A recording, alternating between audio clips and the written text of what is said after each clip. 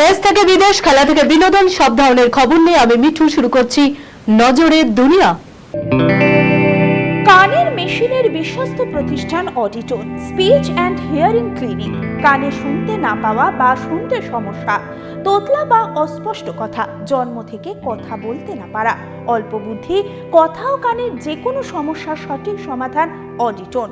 অভিজ্ঞ চিকিৎসকদের পরিষেবার সাথে পাবেন কানে শোনার পরীক্ষা ও যন্ত্র, কান ও গলার ছবি, speech therapy, OAE, BERA, ASSR, ENG, VNG, ইকজি, ভেস্টিবুলার, সাইকোলজিক্যাল পরীক্ষা ও কাউন্সিলিং। বিশদে জানতে যোগাযোগ করুন।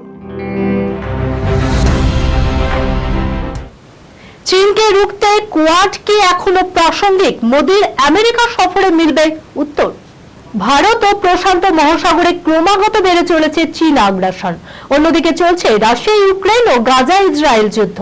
বিশ্ব মঞ্চে এই টালমাটাল পরিস্থিতির মাঝে আগামী 21শে সেপ্টেম্বর কোয়াড বৈঠকে যোগ দিতে আমেরিকা চললেন প্রধানমন্ত্রী নরেন্দ্র মোদী।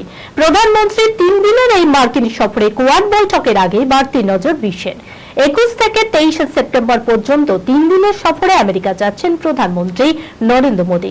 সফরসূচি অনুযায়ী 21শে সেপ্টেম্বর কোয়াড সামিটে অংশ নেবেন। 22শে সেপ্টেম্বর আমেরিকায় ভারতীয় সম্প্রদায়ের উদ্দেশ্যে ভাষণ দেবেন এবং 23শে সেপ্টেম্বর রাষ্ট্রসংঘে বৈঠক। তবে এই সফরের সবচেয়ে গুরুত্বপূর্ণ দিক হলো এই কোয়াড বৈঠক। অস্ট্রেলিয়া, ভারত, জাপান ও আমেরিকা, এই 4 দেশ নিয়ে গঠিত হয়েছে কোয়াড। থানার ভিতরে সেনা জওয়ানের বান্ধবীর অন্তর্বাস খুলে বুকে লাথি। উড়িষ্যার বরখাস্ত 5 পুলিশ কর্মী। উড়িষ্যায় থানার ভিতরে এক সেনা অফিসার ও তার বাগদত্তাকে মারধর ও চরম যৌন হেনস্থার ঘটনা সামনে আসতেই শিউরে উঠেছে দেশবাসী। শুক্রবার এই নির্যাতিতার বয়ান প্রকাশ্যে এসেছে, যেখানে তিনি দাবি করেছেন থানার ভিতরে অন্তর্বাস খুলে তার বুকে বারবার লাথি মারা হয়। যৌনাঙ্গ দেখান থানার আইসি। ইতিমধ্যে এই ঘটনায় সংশ্লিষ্ট থানার অফিসার ইনচার্জ সহ 5 জন পুলিশ কর্মীকে বরখাস্ত করা হয়েছে। প্রসঙ্গত, গত 15 সেপ্টেম্বর ভুবনেশ্বরে ভরতপুর থানায় সেনা অফিসার এবং তার বাগদত্তাকে মারধর ও যৌন নির্যাতন করা হয় বলে অভিযোগ উঠেছিল। বৃহস্পতিবার উড়িষ্যা হাইকোর্টের নির্দেশে নির্যাতিতা জামিন পেয়েছে। জামিন পাওয়ার পরেই থানার লকআপের ভেতরে কিভাবে তাকে অত্যাচার করা হয়েছিল সেই কথার বর্ণনা করে নির্যাতিতা। যদিও পুলিশ কর্মীরা নির্যাতিতার সমস্ত অভিযোগ অস্বীকার করেছে। এই ঘটনার পর বিজেপি শাসিত উড়িষ্যায় মহিলাদের নিরাপত্তা নিয়ে বড়সড় প্রশ্ন উঠে গিয়েছে। যেখানে থানার মধ্যে কোনো মহিলাকে যৌন নির্যাতনের শিকার হতে হয়, তবে সারা রাজ্যে কে তাদের রক্ষা করবে? বুড়ো বয়সে ভীমরতি তরুণীকে প্রেমের প্রস্তাব, বয়ফ্রেন্ডের মারে হাসপাতালে বৃদ্ধ। কথাই বলে প্রেমের কোনো বয়স হয় না, তবে সেই প্রবাদ বাক্য বাস্তবে প্রয়োগ করতে গিয়ে ভয়াবহ পরিণতি হলো 60-এর এক বৃদ্ধের।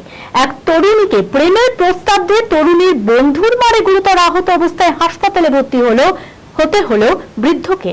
চাঞ্চল্যকর এই ঘটনা ঘটেছে বেঙ্গালুরুর সাদ্দুগুন্টেপালাতে। গোটা ঘটনার তদন্ত শুরু করেছে পুলিশ। পুলিশ সূত্রে জানা গেছে ওই বৃদ্ধের নাম হিতেন্দ্র কুমার। পেশায় তিনি একজন শাড়ি ব্যবসায়ী। সম্প্রতি এক তরুণীকে প্রেমের প্রস্তাব দিয়েছিলেন ওই ব্যবসায়ী।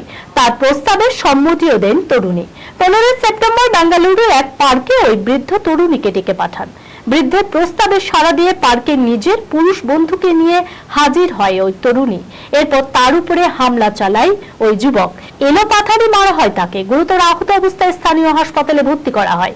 বর্তমানে বৃদ্ধের অবস্থা কিছুটা স্থিতিশীল বলে দাবি করেছে পুলিশ। অস্কারে ভারতের বাজি লাপাতা লেডিস, জবাব দিলেন পরিচালক কিরণ রাও।